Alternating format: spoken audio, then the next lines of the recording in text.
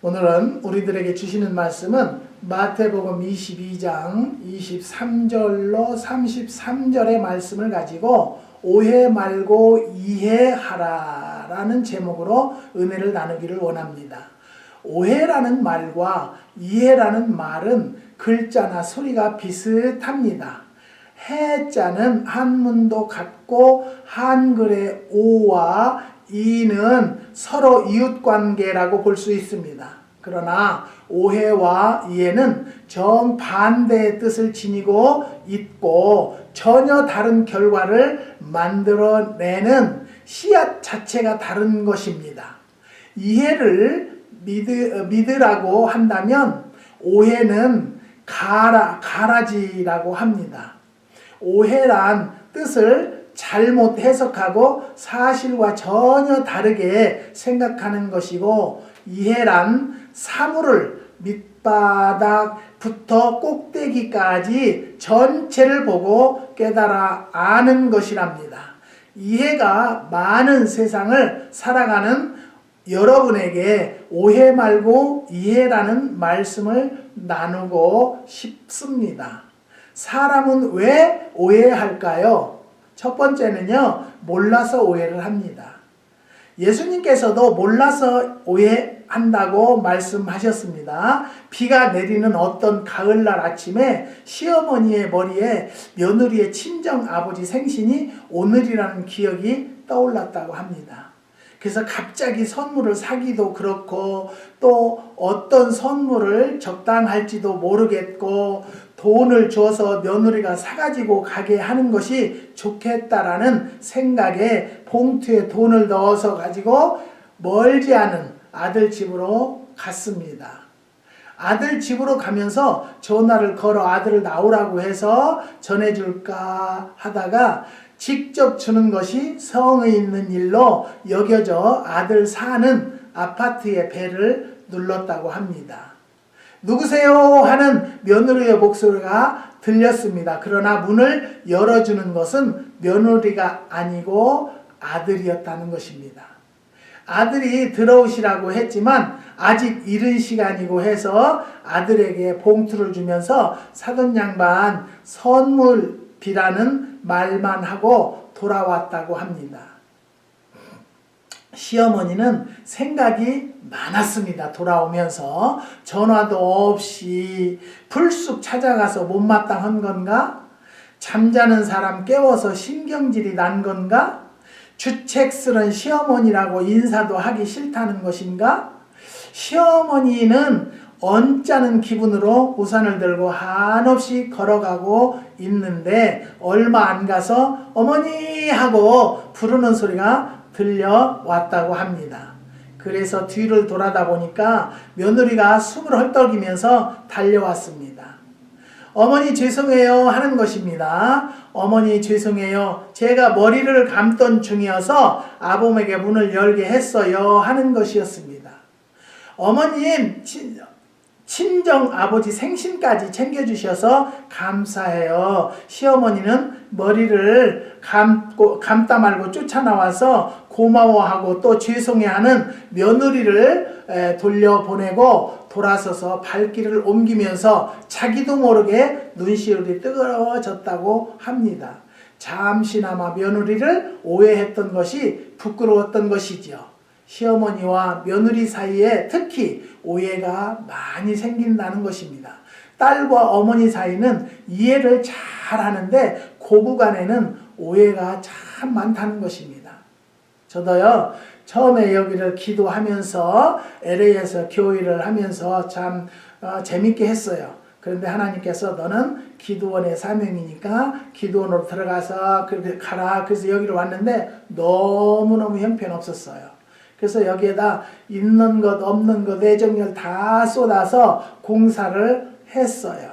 해가지고 개인 기도실, 기도원이니까 개인 기도실을 한 40개 정도 여기에다 놓으려고 그랬어요. 12,000평이니까 한국으로는요. 12,000평 좀 더 된다고 그래요. 근데 여기다 이제 그 기도실을 넣으려고 다 나무를 잘 정리를 하고 다 계약도 하고 그랬어요. 근데 하나님께서 허락하시지를 않으시는 거예요. 다 그 개인 기도실 창고같이 생긴 것을 계약까지 다 했는데도 근데 응답을 안 하세요. 그래서 그냥 작정을 하고 21일간 여기서 철야 기도를 하는 중에 기도실을 만들 것이 아니라 여기다 매실나무를 심으라는 거예요. 저는요, 죄송한 얘기지만 매실의 매자도 모르던 사람이에요. 그러니까 내가 하나님 앞에 아니 이거 어떻게 된 거예요? 어떻게 된 거예요? 우리가 하나님의 뜻을 어떻게 다 알겠어요? 그래서 매실나무를 심어야 되는데 도저히 준비가 안 돼요. 그래서 기도를 2년간 하는 중에 매실나무를 심어주는 사람이 신문에 났어요. 그래서 그 사람한테 연락을 해서 그분을 통해서 매실나무를 심게 된 거예요. 나는 그냥 기도원 하면요, 승승장구 그냥 기도하러 오는 사람들이 막 버스로 막 밀려들을 줄 알았어요. 그런데요, 하나님은 매실나무를 심으라고 12, 3년 전에 하신 이유는 뭐였냐? 하나님의 계획은 있으셨다는 거예요. 왜? 오늘날 교계가 땅에 떨어져서 기도하러 다니지도 않는데 그걸 해놨다라면 그것도 처치곤란이고요. 어떻게 할 수가 없었다는 거예요. 근데 우리도 하나님의 뜻을 몰라서 오해를 해요. 왜? 알지 못하니까 오해를 하는 거예요. 그래서 왜 이것을 하시라거나 힘들어 죽겠는데 매년 3, 4년, 한 5년 정도는요 1푼도 들어오지 않는데 여기다 투자만 해요. 그래서 많은 한국의 성도들이 후원을 많이 해주셔서 여기까지 온 거거든요. 사랑하는 성도 여러분, 우리는요 꼭 오해 말고 이해를 해야 되겠다라는 것을 다시 한번 말씀드립니다. 그런데 지금 생각해보면요, 교회를 운행케 하기 위해서 나에게 농원이라는, 농장이라는 부업을 허락하여 주셨다. 이것이 아니었더라면요, 이거 페이먼 은행의 이자를 갚을 길이 없어요. 사랑하는 성도 여러분, 우리의 삶도 나는 이렇게 되기를 원했는데 왜 하나님은 이렇게 안 해주시고 아무 답이 없으실까? 그것도 하나님의 응답이라는 것을 깨달으시기를 주님의 이름으로 부탁드립니다. 사울 왕은요, 다윗에 대한 오해가 있었는데요, 다윗을 정치적 경쟁자로 본 것입니다. 사울은요, 몇 번이나 다윗을 죽이려고 했는데요, 어느 날 사울 왕이 친히 다윗을 잡으려고 3,000명의 군사를 거느리고 하길라 산 기슭기에 진을 치고 수색 작전에 들어갔습니다. 사무엘상 26장 2절에서 3절의 말씀이 기록되어 있습니다.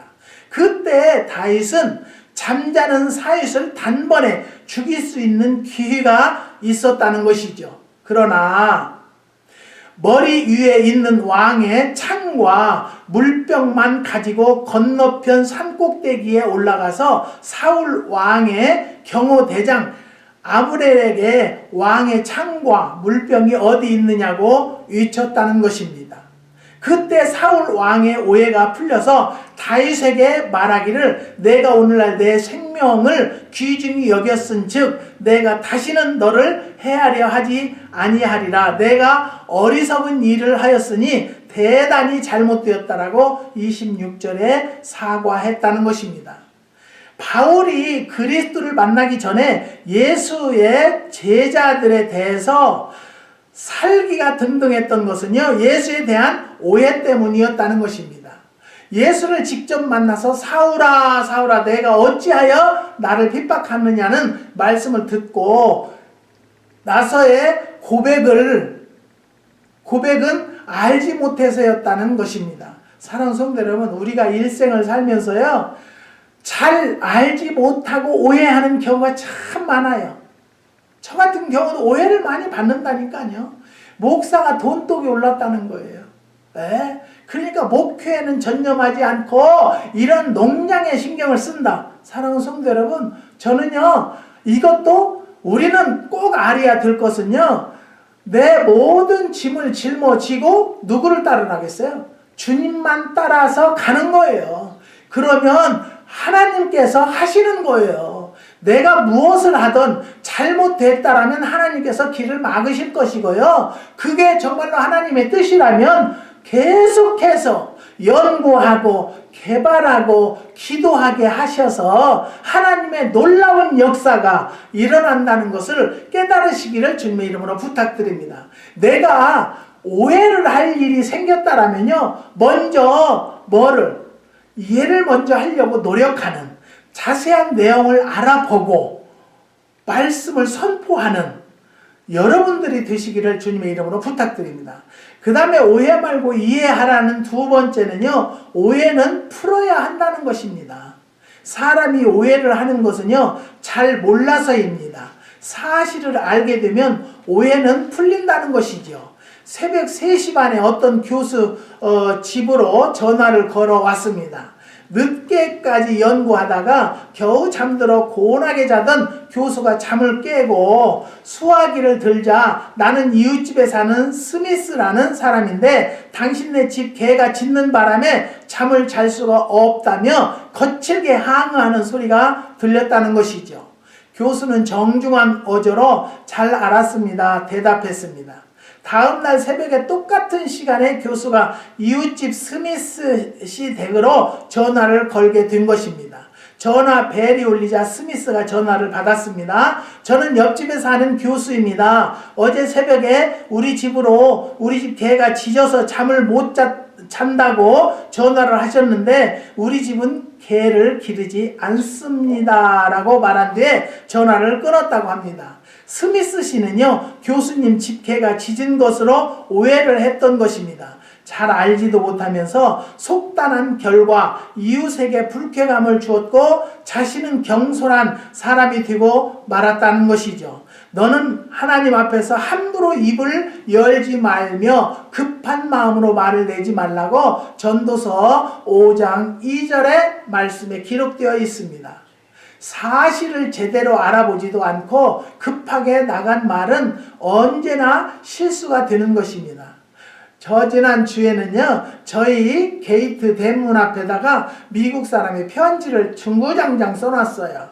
근데 저희가요, 너무 개가 1년에 2번씩 새끼를 낳으니까 어떻게 분양할 길이 없어요. 그래서 중성수술을 해줬어요. 정부에서도 그걸 원해요. 중성수술을 하는 것을. 그래서 중성수술을 해줬더니요, 개들이 저를 아프게 했다고 다 나갔어요. 나가서 지멋대로 돌아다니고 어디로 들어오는지 저녁에 들어와서 우리가 방에 들어가서 집에 방에 있으면 들어와서 개 밥은 먹어요. 그런데 개를 너무 관리를 안 해서 추워서 얼게 놔두고, 저희네는요, 개 집을 아주 따뜻하게 잘 해놨고요. 물도 바켓으로 2바켓을 3바켓을 받아놨고요. 개가 입만 대면 밥을 먹을 수 있는 개밥 그릇을 해놨어요. 그런데 우리더러 개 관리를 잘못한다는 거예요. 그러면 어떻게 해야 할까요?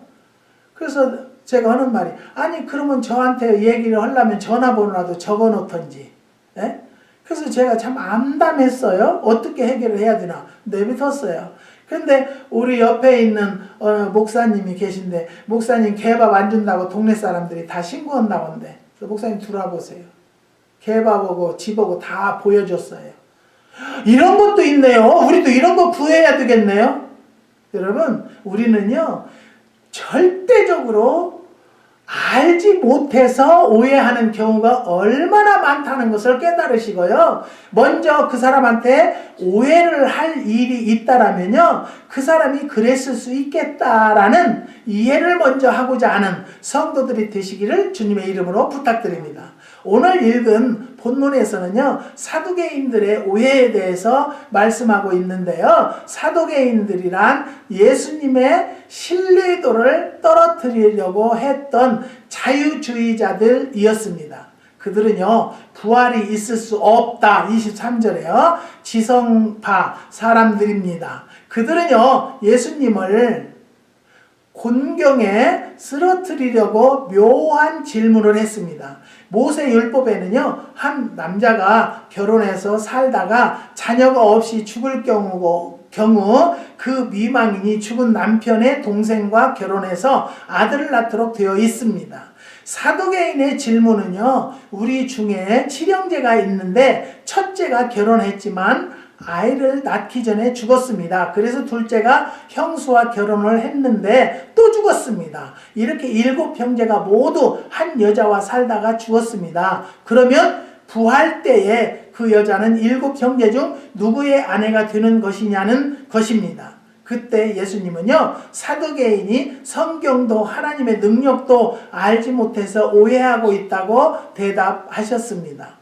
부활 때는요, 장가도 아니 가고 시집도 아니 가고 하늘에 있는 천사들과 같으리라고 30절에 말씀하셨습니다. 왜 사람들이 성경을 모를까요? 그것은 성경을 읽지 않아서입니다. 또 읽어도 믿지 못해서 하나님의 능력을 모른다는 것이죠. 성경과 하나님의 능력은요, 아는 것과 모르는 것으로 나타납니다. 알기 위해서는요, 오해를 풀기 위해서는요, 공부하고 연구를 하며 기도해야 한다는 말씀입니다. 육에 속한 사람은 하나님의 성령의 일을 받지 아니하나니 저에게는 미련하게 보임이요 또 깨달지도 못하나니 이런 일은 열정으로라야 분별함이라고 고린도전서 2장 14절에 말씀하셨습니다. 사랑하는 성도 여러분, 이웃 간에 성도 간에 오해가 있다라면 한번 불러서 오해를 풀어보는 성도들이 되시기를 주님의 이름으로 부탁드립니다. 한 번은요, 한국의 어느 집사님이 목사님 어떻게 하면 좋아요? 그래서 왜요? 그랬더니 아니 우리 교회 집사님 우리를 얼마나 헐뜯는지 몰라요. 그러면서 비웃고 그래요. 자기네들이 하는 일을 다 앞을 가리고 막 그래요. 그래서 내가 그 집사님 그러면 그분을 위해서 기도하세요. 그랬더니 기도해도 더 한다는 거예요. 그래서 그러면 한번 만나시라고, 밥을 한번 우리 식사 좀 하자고 해서 만나서 모든 걸 얘기하라고. 내 신앙관은 내 신앙관인데 너나 잘해. 왜 나한테 자꾸 이렇게 걸림돌에 되게 하는 거냐고. 나는 하나님 편에 서서 하나님을 위해서 최선을 일한다고 하는 것인데 당신이 그렇다면 하나님 앞에 바로 서지 못하는 거라고 직접 얘기하시라고. 그랬더니 알았어요. 그래. 그래서 그 주간에 우리 식사 좀 하자고 그랬대요. 그래서 얘기를 기도 준비 기도하고 가서 얘기를 하니까요, 얘기가 술술술술 나오더라는 거예요. 그래서 막 했다는 거예요. 그랬더니 잘못했다고 다시는 그렇게 일을 않겠다고, 그런 말 않겠다고 그랬다는 거예요. 여러분, 오해는 풀어야 이해가 될 수 있는 거예요. 오해를 풀지 않으면 천년이고 만년이고 뭐예요? 오해가 될 수 있다는 것이요. 안 없어진다는 거. 이해를 할 수가 없다는 것을 여러분 깨달으시고, 어떤 오해가 있으면 오해를 만나서 풀 줄 아는 성도들이 그게 바로 뭐예요? 믿음, 소망, 사랑 중에 사랑이라는 것입니다. 사랑하는 성도 여러분, 하나님이 계시고 안 계시고를 그 사람을 보는 것은요, 그 사람에게서 사랑의 행위와 사랑의 향기가 풍겼을 때, 아, 그분에게는 하나님이 계시구나라는 것을 인정할 수 있다는 것을 깨달으시기를 바랍니다. 셋째, 오해하지 않도록 예방을 해야 한다는 것입니다. 오해한 것을 이해시키려면요, 더 많은 노력이 필요합니다. 오해하지 않도록 예방하는 것이 현명한 사람입니다. 오해받을 짓을 하지 않는 것은 오해에 대한 예방이라는 것이지요. 외밭에서 신발을 고쳐 신지 말고 오왑나무 아래에서는 갓을 고쳐 쓰지 말라는 옛말이 있습니다. 사람은요, 누구나 오해받을 일도 하고 또 오해하기도 하면서 살아가는 것입니다. 병의 예방은 치료보다 돈이 덜 든다는 것입니다. 화재 예방은요, 부주의로 인한 화재의 피해와 비교할 수 없을 만큼 쌉니다. 가정이 파괴되고 나서 회복하기보다는 파탄되기 전에 예방하는 것이 쉽다는 것이죠. 오해하기 쉽습니다. 오해는 언제나 유익이 아닌 손해를 입힙니다. 이해는 손해가 아니고 유익을 더해 준다는 것입니다. 이해력은요, 재물 중 재물이다라는 말이 있습니다. 하나부터 시작해서 5에 도달합니다. 오해까지 가지 말고 이해해서 마치면 나도 좋고 모두가 좋은 사회가 되는 것입니다. 고양이와 개는 만나기만 하면 싸운다고 합니다. 어느 인류학자가 연구하여 보니까 고양이와 개의 신호가 다르기 때문에 싸우더라는 것입니다. 개는 기분이 좋으면 꼬리를 위로 올리고 기분이 나쁘면 꼬리를 내리고, 반면 고양이는 기분이 좋으면 꼬리를 내리고 기분이 나쁘면 꼬리를 올린다는 것이에요. 정반대라는 것입니다. 고양이가 개를 만나 기분 좋은 표시를 하면 개는 그것이 기분 나쁜 것으로 받아들여서 허구한 날 만나면 싸우게 된다는 것입니다. 개와 고양이의 싸움은 순전히 오해에서 비롯된 것이라고 합니다. 개 꼬리가 올라가면 기분이 좋은 것이고 고양이 꼬리가 내려오면 기분이 좋은 것이라는 이해만 하면 그들은 결코 싸우지 않을 것을 어떻게 보면 사람도 개와 고양이처럼 오해할 수가 있다는 것이죠. 왜? 생각 차이가 있기 때문에. 그 생각 차이를 대화로서 풀어나가는 방법밖에는 없다는 것을 깨달으시기를 바랍니다. 개와 고양이 같이 오해가 많으신 여러분, 오해하지 말고 이해하며 살아서 여러분들의 삶의 현장에 기쁨의 노래가 넘치기를 하나님의 이름으로 축복합니다. 아멘. 기도하시겠습니다. 하나님 감사합니다.